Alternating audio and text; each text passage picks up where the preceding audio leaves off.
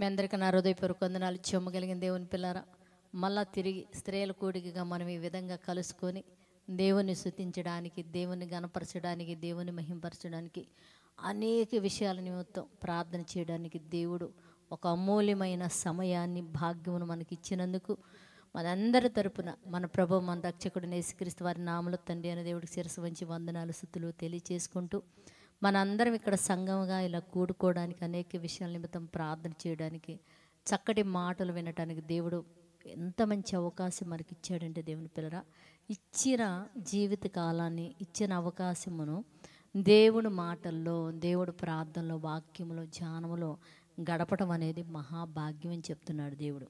ఇవాళ మరి దేశంలో చాలామంది సేవకులుగా, బోధకులుగా, అలాగే ఒక భక్తి జీవితం కలిగిన వారుగా మనకు కనపడతా ఉంటారు దేవుని పిల్లరా. ఈ మధ్యన మనం చూడగలిగితే ఇంకా యూట్యూబ్ అని, ఫేస్బుక్ అని, వీటన్నిటిలో కూడా చాలామంది మాట్లాడుతున్నారు. మరి ఇవన్నీ మనం చెప్పకపోయినా మనకు చక్కగా సెల్లులో మెసేజ్ రూపంలో, లేకపోతే అవన్నీ కూడా మనకు బాగా కనపడుతుంటాయి. చూస్తూ ఉంటాము. ఈ మధ్యన మనకి కొత్తగా ఒక వ్యక్తి కొత్తగా ఏం కాదులే, బాగా వినపడుతున్నాడు. ప్రతి ఒక్కళ్ళతో డిబేట్, ప్రతి ఒక్కళ్ళతో మాట్లాడుతూ ఉంటాడనమాట. ఏంది ఈ వ్యక్తి ఎందుకు ఇలా మాట్లాడుతున్నాడు అని అప్పుడప్పుడు ఊరికే పెడతా ఉంటే చాలా బాధ వేస్తుంది, చాలా ఇబ్బంది అనిపిస్తుంది. పూర్తిగా బైబిల్కి వ్యతిరేకంగా మారిపోయాడేమో, ఇతనిలోకి నిజమైన భ్రష్టత్వం వచ్చేసిందేమో అని మనకు అనిపిస్తూ ఉంటుంది. ఏంది అందరినీ ఇలా డిబేట్లు పెట్టి చెప్పి భ్రష్టత్వం పట్టి చెడిపోయిన వాళ్ళల్లో మొదటి పేజీలు ఇతనే వస్తాడేమో అన్నట్టుగా మనకు అనిపిస్తుంది. ఇంతకీ ఏంటి, బైబిల్కి ఎంత వ్యతిరేకంగా ఇతడు ఎలా ఉన్నాడు, ఎలా మారిపోయాడు అనేది వాక్యంలోంచి బయటకు వచ్చి అతను చూద్దాం ఒకసారి దేవుని పిల్లలు. ఎందుకంటే మనం డైరెక్ట్గా అతను చూస్తే మనకు కనపడదు. ఎందుకంటే నక్క పులి వేషం ధరిస్తే ఎలా ఉంటుందో మరి అలా ఉన్నాడు ప్రస్తుతానికి అతను. ఇప్పుడు ఒక్కసారి మనం చూడగలిగితే బైబిల్లోకి వెళ్ళి బయటకు వచ్చి అతను పక్కన పెట్టుకుందాం, ఒకసారి ఎలా ఉందో చూద్దాం. మనం చూడగలిగితే యెషయా గ్రంథము 46వ అధ్యాయము 9వ వచనములో ఒక మాట రాయబడింది. 46వ అధ్యాయము 9వ వచనములో, చాలా పూర్వము జరిగిన వాటిని జ్ఞాపకం చేసుకొనుడే, దేవుడును నేనే, మరి ఏ దేవుడును ఒక్కటి గుర్తుపెట్టుకోండి, దేవుడును నేను, మరి ఏ దేవుడు లేడు. దేవుని పిల్లలు మీరు బాగా ఆలోచించండి. దేవుడును నేను, మరి ఏ దేవుడును లేడు. మీరు మళ్ళా ఈ మాటలు తీసుకొని యేసుక్రీస్తు వారేమో అని మీరు అనుకుంటారు. క్రీస్తుకు పూర్వము తండ్రి అయిన దేవుడు అంటే యెహోవా దేవుడు యెషయా ప్రవక్త ద్వారా ఈ మాట చెప్తున్నాడు. ఏమని? దేవుడును నేను, మరి ఏ దేవుడును లేడు. నేను దేవుడను, నన్ను పోలినవాడు ఎవ్వడను లేడు. ఒక్కడు గుర్తుపెట్టుకోండి, నిజమైన దేవుని నేను, నన్ను పోలినవాడు అంటే, నన్ను పోలినవాడు లేడు అంటే నిన్ను పోలినవాడు ఇంకొకడు ఉన్నాడంటే తప్పే కదా దేవుని పిల్లరా. మీరు బాగా ఆలోచించండి. నేను దేవుడను, నన్ను పోలినవాడు ఎవడను లేడు అని ఇక్కడ చెప్తున్నాడు. ఇక్కడ ఏం చెప్తున్నాడంటే, నేను దేవుడను, నన్ను పోలినవాడు ఎవ్వడూ లేడు గనుక మరొకరిని దేవుడనే అవకాశం కూడా ఉండకూడదు అని చెప్పినట్టుగా మనకి ఈ మాటలు తెలియజేస్తున్నాడు. ఎందుకు ఈ మాటలు దేవుడు మనకు తెలియజేస్తున్నాడంటే, దేవుడను నేను, నన్ను పోలినవాడు ఎవ్వడను లేడు అని చెప్పి ఇక్కడ మాట్లాడుతూ మనకు ఆ దేవుడు అంటే దేవుడు ఒక్కడేనని, పూర్వకాలం జరిగిన సంగతులన్నీ మనం జ్ఞాపకం చేసుకుంటే ఆయన తప్ప మరొక దేవుడు లేడని, ఒకవేళ మనం కానీ ఇంకొకళ్ళు కానీ ఉన్నారని ఒప్పుకుంటే మాత్రము మనందరికి కూడా చాలా ఇబ్బందుల్లో, ప్రమాదంలోకి, భ్రష్టత్వంలోకి వెళ్ళిపోతామని మనం గుర్తుపెట్టుకోవాలి దేవుని పిల్లలు ఈ మాటలను బట్టి. మరి నేను దేవుడును, నన్ను పోలినవాడు ఎవ్వరూ లేరు అన్నప్పుడు మనం ప్రపంచంలో చాలా చూస్తుంటాం. వాళ్ళందరూ వచ్చేసి మన దగ్గర కూర్చొని మరి ఇది గొప్పదా, ఇది గొప్పదా, ఇది గొప్పదా, ఇది గొప్పదా అని అన్నారనుకో, మనము నీది నీకు గొప్ప, నీది గొప్ప, నీది గొప్ప, నాది నాకు గొప్ప అని అనొచ్చా దేవుని పిల్లరా? చెప్పండి. అలా ఒప్పుకుంటున్నావంటే అర్థం ఏంటి? ఏమైపోయావు నువ్వెంత భ్రష్టత్వంలోకి వెళ్ళి ఉన్నావు? ఆ మాటలు ఒప్పుకుంటున్నావంటే, ఆ మాటల గురించి నువ్వు మాట్లాడుతున్నావంటే, జీవము కలిగిన దేవుని పక్షాన నిలబడి పోరాడే వ్యక్తిగా ఉన్నావా? భ్రష్టత్వంలో ఇంకా భ్రష్టుడు అయిపోయే పరిస్థితుల్లోకి వెళ్ళిపోయావు, ఒక నిలబడి ఉన్నావు? ఒకసారి ఆలోచిద్దాం దేవుని పిల్లరా. అలా ఒప్పుకుంటున్నామంటే నిజమైన భ్రష్టుడేమో అనుకోవచ్చు మనం.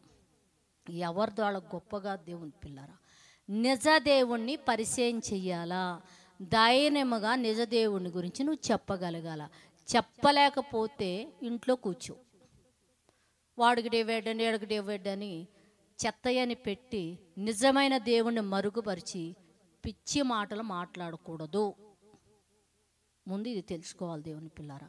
మరి కాదు మీది మీది గొప్ప, మీది మీకు గొప్ప, మీది మొక్క గొప్ప అని చెత్త మాటలు నేను మాట్లాడతానంటే ఒక ముగ్గురు వ్యక్తులు నీ చెంప పగలగొట్టే విధంగా బైబిల్లో నిలబడి ఉన్నారు.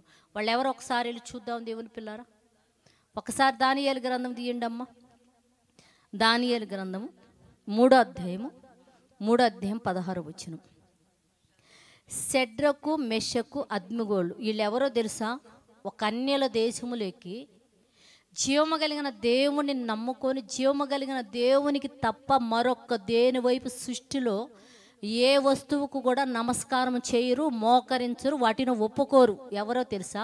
షడ్రకు మెషక్ అనే వీళ్ళు ఏమండి దేశంలో భయంకరమైన యుద్ధాలు జరిగినప్పుడు బానిసలుగా పట్టబడి ఒక అన్యుల దేశంలోకి వెళ్ళిపోయారు. వీళ్ళు వెళ్ళిపోయినప్పుడు అన్యుల దేశం అంటే దేవుడే తెలియని ప్రాంతం పరిస్థితి ఎలా ఉంటుందంటే అండి, వాళ్ళకు నచ్చిన రూపాన్ని చేసుకొని ఆరాధిస్తుంటాడు. ఆ ప్రాంతంలోకి ముగ్గురు ఎత్తుకెళ్ళబడ్డారు.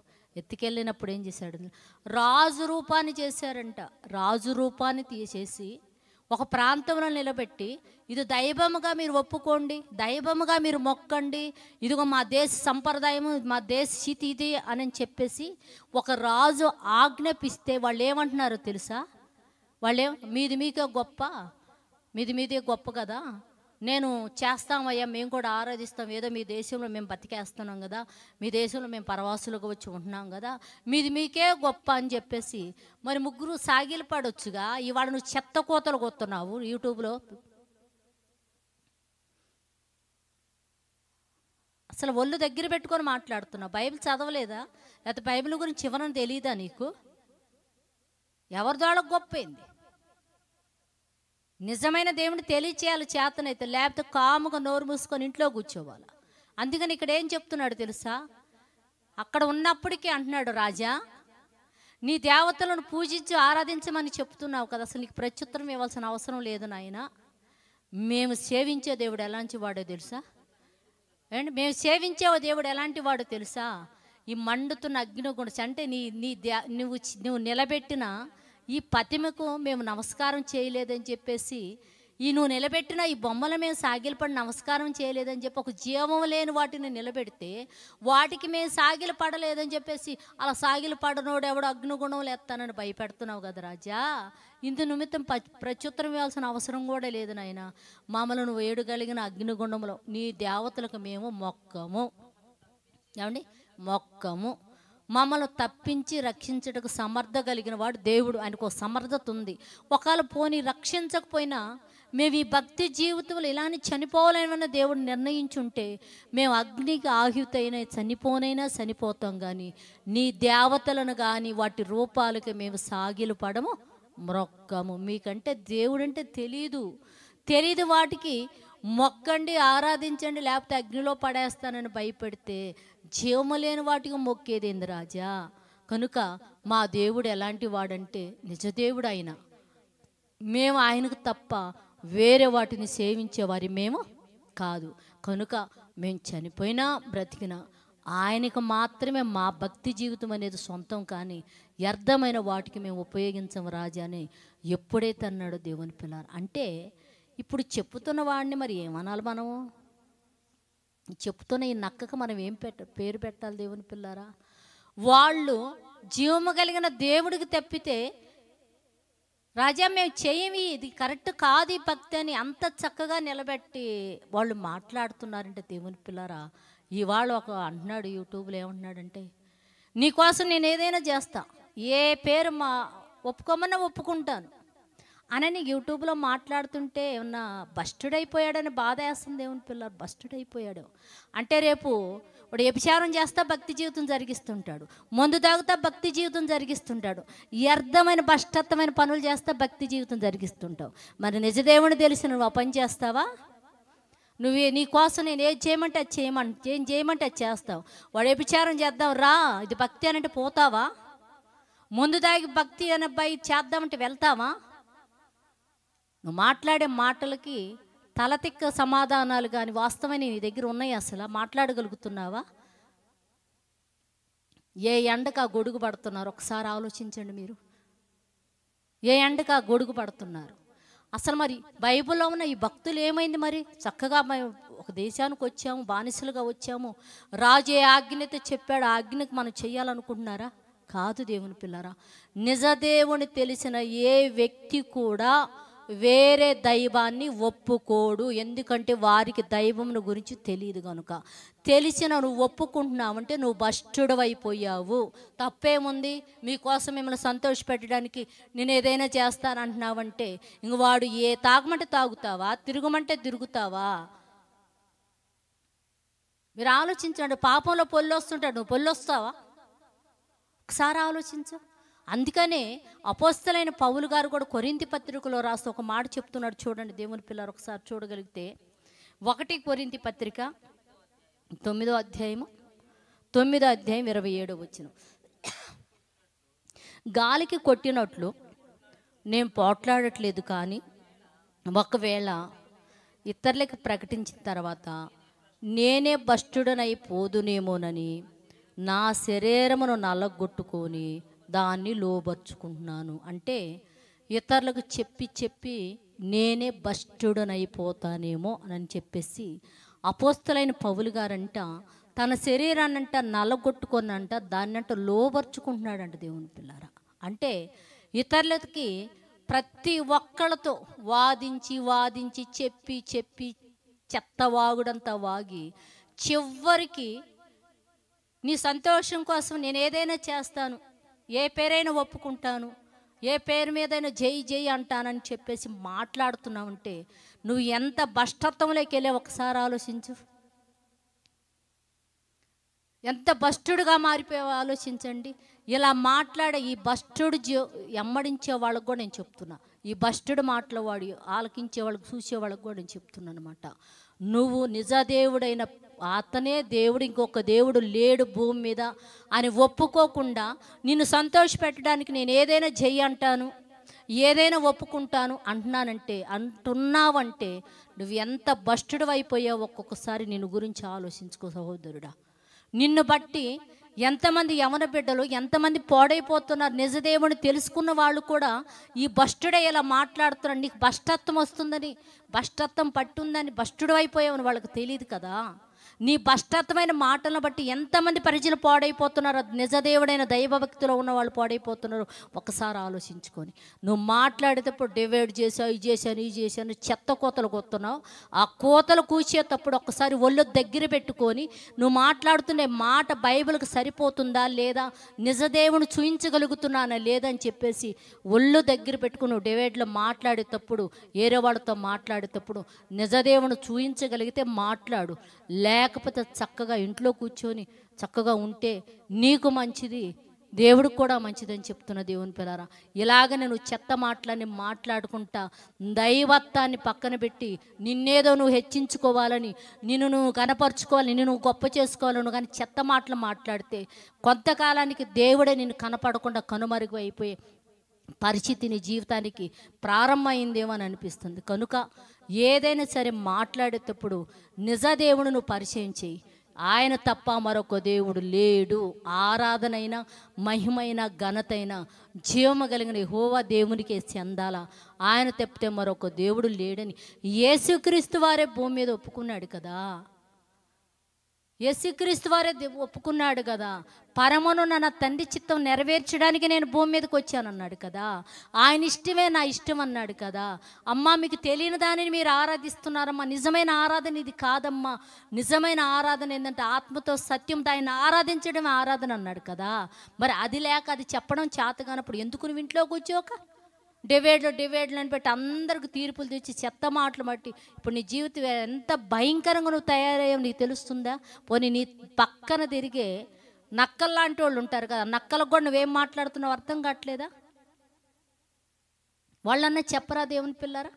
మీరన్నా అతనికి బైబిల్ సరిగ్గా బుర్ర ఏమన్నా పాడైపోయిందో ఒకసారి చూసి ఆ బుర్రను రిపేర్ చేసి దేవుని మాటలు ఆ బుర్రలో పెట్టుకొని మాట్లాడే విధంగా చుట్టుపక్కల ఉన్న సహోదరులు చక్కగా అతనికి బోధ చేయాల్సిందిగా ప్రేమతో తెలియజేస్తూ దేవుని పిల్లరా, జీవ గ్రంథములో నిజ దేవుని చూయించే ఒక భక్తుడిగా మనం ఉండాలా. అది ఎవరొచ్చినా ఎట్లా వచ్చినా వాళ్ళు ఏ కోణంలో తీసుకొచ్చి ఇచ్చినా దేవుని పిల్లరా, దేవుడు ఒకటే చెప్పాడు, నేను తప్ప మరొక దేవుడు లేడు, నీకు ఉండకూడదు అన్నప్పుడు నువ్వు ఆ దేవుని గురించే నువ్వు తెలియచేయాల. ఎవరికో ఎంతోమంది ఉంటారు, వాళ్ళకి నచ్చిన వాళ్ళని తయారు చేసుకుని వీళ్ళే దేవుళ్ళు అనుకుంటారు. మనం చూసాము షడ్రకు మెషకు ఉన్న వాళ్ళు ఆ ప్రాంతంలో ఏంది, ఒక రాజునే దైవంగా మార్చుకున్నారు. ఆ దేవుడు ఆయనేనని చెప్పి అందరూ ఆరాధిస్తున్నారు. వీళ్ళకి తెలుసు రాజు ఏంది దేవుడుగా మారటం ఏంది, అసలు మనం ఆరాధించడం ఏంది, ఇది తప్పు కదా నిర్ణయం తీసుకున్నాడు. రాజా నువ్వు ఎంత కఠినమైన బాధ మాకు కలుగు చేసినా ఇది నిజమో కాదు, నిజదేవుడు ఉన్నాడు, ఆయన రక్షించగలడు, ఒకళ్ళు రక్షించకపోయినా పర్వాలేదు దేవా, రాజు వ్యర్థమైన దానిని మేము చేయమని అనగలగాలి. కానీ నువ్వు మా సహోదరుని సంతోషపెట్టడానికి ఏ మాట అయితే నేను బలికేస్తాను, ఏదైనా నేను చేస్తానంటే ఏమైందిరా నీ భక్తి? నువ్వు నిజమైన భక్తుడివా? లేకపోతే ఘోరమైన తోడేళ్ళలాగా భక్తుడు వేషం వేసుకొని ఏమైనా బతికేస్తున్నావు? ఒక్కసారి ప్రేమతో నీకు చెప్పాలని చెప్పేసి, ప్రేమతో హెచ్చరించాలని చెప్పి మాటలు మీకు తెలియచేస్తున్నాను దేవుని పిల్లరా. ఇలాంటి తోడేలు చర్మం తెగిలించుకొని ఇలా మాట్లాడే వాళ్ళ మాటలు ఎవరు వినమాకండి. వాళ్ళని ఎవ్వరు ఎమ్మడించకుండా ఉంటే మీకు మీ జీవితాలకు మేలని చెప్పేసి దేవుని పిల్లరా యేసుక్రీస్తు వారే చెప్తున్నాడు. నిజమైన దేవుణ్ణి ఆరాధించే వాళ్ళు ఎలా ఉండాలంటే ఆత్మతో సత్యముతో ఆరాధిస్తారు. అలా ఆరాధించే వాళ్ళు దేవుడికి కావాలా, అలాంటి వారు కావాలని దేవుడు కోరుకుంటున్నారని చెప్తున్నాడు దేవుని పిల్లరా. నిజమైన దేవుడు యెహోవా తండ్రి, ఆయన తప్ప భూమి మీద ఇంక ఏ దేవుడు లేరు. నీ ఆరాధన అయినా స్తుతి అయినా ఏదైనా నువ్వెంతమంది దగ్గర నిలబడ్డా కూడా ఆ నిజ దేవుడు చూపించాలే. కానీ పక్కనోళ్ళు వాళ్ళు కలుగు చేసుకున్న దేవతల పేర్లు చెప్పండి, ఒప్పుకోండి అంటే నీ సంతోషం కోసం నేనేమైనా చేస్తున్నానంటే ఆ వ్యక్తి భ్రష్టత్వంలోకి వెళ్ళిపోయాడు. అట్లాంటి వ్యక్తులు మనం వెంబడించకూడదు, వినకూడదు, అనుసరించకూడదని మన హృదయంలో దాచిపెట్టుకొని యేసయ్య మన కోసం పరలోక సంబంధమైన మాటలు ఏవైతే చెప్పారో అట్టి భక్తి జీవితంలో మీరందరూ కొనసాగే వారిగా ఉండాలని ప్రేమతో తెలియజేస్తూ నా మాటలు ముగిస్తున్నాను. ప్రార్థన చేసుకుందాం. పరిశుద్ధుడా, జీవము కలిగిన మా పరలోకపు తండ్రి, నాయన నీ కృప కలిగిన నామానికి వందనాలు తండ్రి. నాయన మమ్మల్ని మేము తగ్గించుకొని నిన్ను హెచ్చిస్తున్నాం, నిన్ను గణపరుస్తున్నాం, నిన్ను మహిమపరుస్తున్నాము నా తండ్రి. నాయన ఇదిగో లోకంలో తండ్రి డివైడ్ పేర్లు అని చెప్పేసి నాయన భయంకరంగా వ్యర్థముగా మాట్లాడుతూ తండ్రి వ్యర్థమైన వాటిని తీసుకొచ్చి తండ్రి బైబిల్తో పోలుస్తూ మాట్లాడుతున్నాడయ్యా. నీ కుమారుడునైనా ఇదిగో నా తండ్రి నిజదేవుడనైనా నిన్ను చూయించలేక నా తండ్రి ఇదిగో లోక సంబంధమైన మనుషుల కోసం తండ్రి మీ సంతోషమే నా సంతోషం, మీరు ఏమి పలకమంటే అది పలుకుతని చెప్పేసి నాయన భయంకరమైన భ్రష్టత్వం లేకపోయాడు నాయన. ఈ భ్రష్టత్వంలోకి వెళ్ళిన ఈ వ్యక్తిని ఎమ్మడించే బిడ్డలు మీరు కనికరించండి, కాపాడండి తండ్రి, కృప చూపండి. అట్టివారిని ఆ భ్రష్టత్వంలోంచి విడిపించిన తండ్రి నైనా నిజదేవుడైన నీ వైపు తిరిగి తండ్రి ఆ నిజ వాక్యంలో నిలబడి నిన్ను చూయించగలిగే భాగ్యం బిడ్డలకు అనుగ్రహించమని అడుగుతుందండి. ఈ మాటలు వింటున్న ప్రతి బిడ్డ హృదయాన్ని మీరు వెలిగించండి. వాక్యానుసారంగా వాళ్ళ మాటలు ఉన్నాయో లేవో తండ్రి పరీక్షించుకొని పరిశోధన చేసుకొని అయినా వాక్యానుసారంగా బ్రతకడానికి కృపను అనుగ్రహించమని అడుగుతూ తండ్రి ఇదిగోనైనా ఈ మాట మీరు ఫలింపచేయండి. అనేక మంది హృదయాలు మీరు వెలిగించి నిజదేవుడు వైపు తిరిగి తండ్రి వాళ్ళ మనోనేత్రాలు మీరు వెలిగించమని అడుగుతూ తండ్రి మా దేశాన్ని జ్ఞాపకం చేసుకో, దేశంలో ఉన్న ప్రతి కుటుంబాన్ని జ్ఞాపకం చేసుకొని తండ్రి దేశంలో శాంతి సమాధానాలు మంచి ఆరోగ్యము దయచే తండ్రి నైనా ఒకళ్ళకొకళ్ళు ఐక్యతను దయచేయమని అడుగుతున్నాము నైనా, మంచి ఆరోగ్యమును దయచేయమని అడుగుతున్నాం తండ్రి, పాడి పంటలను దయచేయమని అడుగుతున్నాము నైనా. చిన్నపిల్లలు మొదలుకొని పెద్దవారి వరకు కూడా మంచి ఆరోగ్యం ఇచ్చి తండ్రి దేశం మీద మీ పరిశుద్ధాత్మ కృపను కుమ్మరించండి నైనా. మీ పరిశుద్ధాత్మ తండ్రి ఆత్మను కుమ్మరించినైనా ప్రతి బిడ్డకి మారుమడి సురక్షణ దయచేసి వారి మనోనేత్రములు వెలిగించమని అడుగుతూ తండ్రి భూమి మీద ఉన్న ప్రతి వ్యక్తి కూడా నిజదేవుడైన నిన్ను తెలుసుకొని నీ వైపు తిరిగే భాగ్యమని గురించి కృప చూపమని అడుగుతూ తండ్రి, ఈ మాటలు మాట్లాడడానికి అవకాశం ఇచ్చినందుకు మీకు వందనాలు చెల్లించుకుంటూ మా ప్రభు మా రక్షకుడు యేసుక్రీస్తు వారి నామములో ప్రార్థన అడుగుతున్నాము తండ్రి, ఆమేన్. మీ అందరికీ నా హృదయపూర్వక వందనాలు, ధన్యవాదాలు. చేయగలిగిన దేవుని పిల్లారా, ఈ మాటలు మీరు వినండి, అనేక మందికి తెలియచేయండి. ఇంకా ఎవరైనా మా జుడతా CGC అని మీ ఛానల్ మీరు సబ్స్క్రైబ్ చేసుకోకపోతే సబ్స్క్రైబ్ చేసుకోవాల్సిందిగా ప్రేమతో తెలియజేస్తూ మరొకసారి మీ అందరికీ నా హృదయపూర్వక వందనములు, ధన్యవాదాలు.